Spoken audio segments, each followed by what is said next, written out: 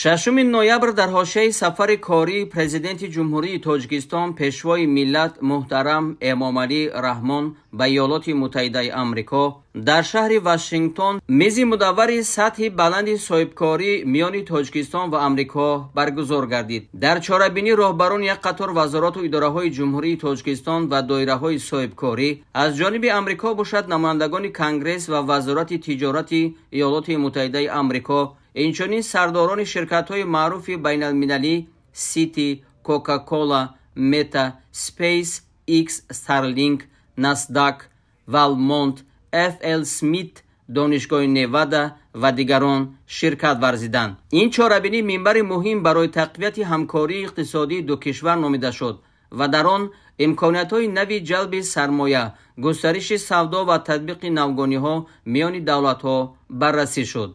دایره‌های صاحبکاری آمریکایی هوسمندی خود را برای گسترش همکاری با تاجیکستان و تطبیق لایحه‌های مشترک در ساحه‌های انرژی سبز، کارکرد معدن، استحصال مسائل ساختمانی و کمپلکس کشاورزی صنعتی ابراز داشتند. تاجران آمریکایی همچنین بهتر گردیدن محیط سرمایه‌گذاری و کوشش‌های حکومت جمهوری تاجیکستان را برای فراهم آوردن شرایط مساعد به سرمایه‌گذاران خارجی تاکید نمودند. از روی نتیجه کاری میز مدور میان شرکت‌های آمریکایی و دایره‌های صاحبکاری تاجیکستان و آمریکا یک قطار سازشنامه‌ها و یادداشت‌های همکاری در ساحه نقلیات، سرمایه‌گذاری، مبادله تکنولوژی‌ها و دیگر بخش‌های اقتصاد به امضا رسید. میز مدور از جانب نمایندگان شورای تجارتی آمریکا و تاجیکی و کمیته دولتی سرمایه‌گذاری و اداره اموال دولتی جمهوری تاجیکستان تشکیل و برگزار کرده شد.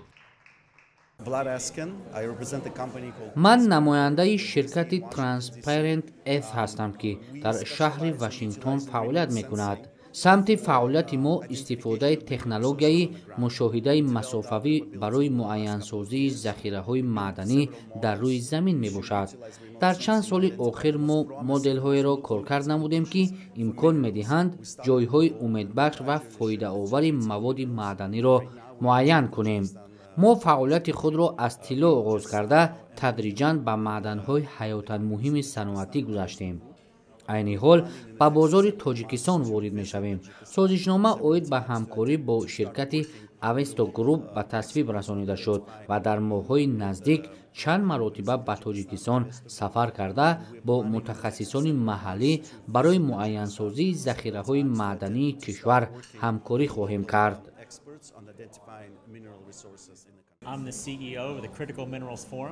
من راهبر فوروم معدن‌های حیاتاً مهم هستم.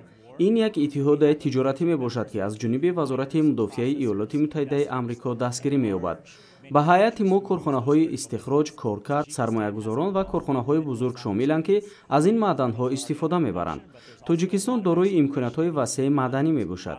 بسیاری از ذخیره‌ها علاقه کارکرد می‌شوند، اما همچنین به کارهای علاوه‌ای جستجوی نیاز هست. ما امکانات‌های نو برای همکاری‌های متقابله بین شرکت‌های تاجیکی و آمریکایی را می‌بینیم. محض برای همین من امروز در اینجا هستم و ما انتظار همکاری با شرکت‌های تاجیکستان و سفر به شهر دوشنبه می‌باشیم.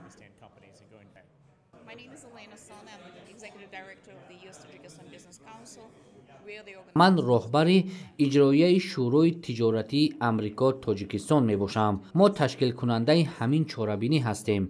پیش از همه پرزیدنت جمهوری تاجیکستان محترم امامعلی رحمان و تمام اعضای هیئت رسمی را به شهر واشنگتن خوش آمدید میگویم.